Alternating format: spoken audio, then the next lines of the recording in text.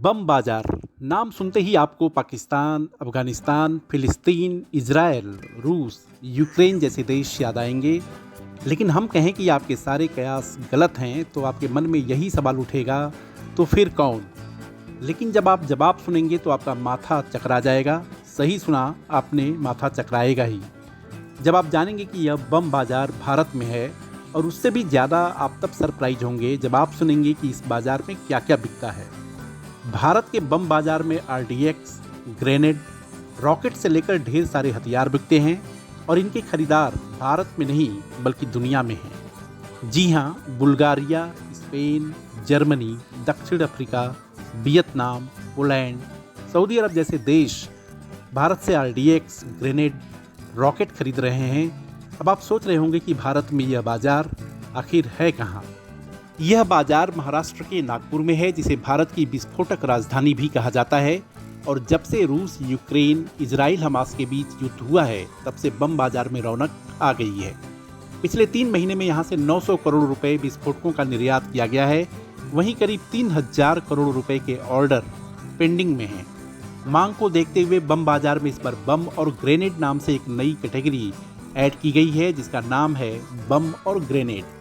आपको जानकर आश्चर्य होगा कि अप्रैल से जून के महीने के बीच इस बाजार से 770 करोड़ रुपए के बम और ग्रेनेड का निर्यात किया गया।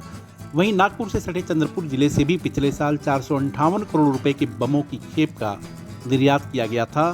अप्रैल से जून के बीच इस जिले से 171 करोड़ रुपए का निर्यात हुआ है।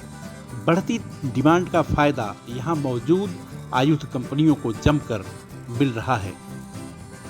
इस बाजार में जब आप पहुंचेंगे तो सब कुछ सामान्य दिखेगा, लेकिन अगर आप थोड़ी पड़ताल करेंगे तो पता चलेगा कि यहाँ पर गल्फ कंट्री से लेकर यूरोप के देशों के खरीदार घूमते रहते हैं। नागपुर के इस बाजार में गोला बारूद खरीदने के लिए बुल्गारिया, स्पेन, जर्मनी, दक्षिण अफ्रीका, वियतनाम, पोलैंड, ब्राज़ील और सऊदी अरब से लोग यहाँ आ रहे हैं। अब आप सोच रहे होंगे कि क्या ये बाजार रूस यूक्रेन युद्ध और इजराइल हमास के लिए हथियारों की सप्लाई कर रहा है? तो इसका जवाब है नहीं।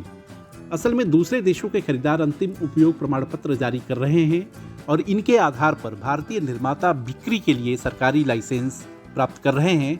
और ऐसे में इसकी संभावना है कि ये हथियार युद्ध में शामिल देशों तक नहीं पहुंच रहे हैं। अब आपके मन में सवाल उठेगा कि नागपुर में ऐसा क्या है कि वहां पर बम बाजार तैयार हो गया है? तो इसकी वजह वहां पर मौजूद ऑर्डिनेंस फैक्ट्री है, जो नागपुर से 150 किलोमीटर दूर चंद्रपुर जिले में स्थित है। इसकी वजह से इस इलाके में हथियारों के उत्पादन का पूरा इकोसिस्टम तैयार हो गया है, जहां कच्चे माल से लेकर हथियार बनाए जा रहे हैं। नागपुर में यंत्र इंडिया लिमिटेड PSU भी है, जो गोले बनाती है। कारगिल युद्ध के दौरान जब बोफोर्स के लिए गोले कम पड़ गए थे, तो इसी इकाई ने बोफोर्स तोपों के लिए गोले सप्लाई किए थे।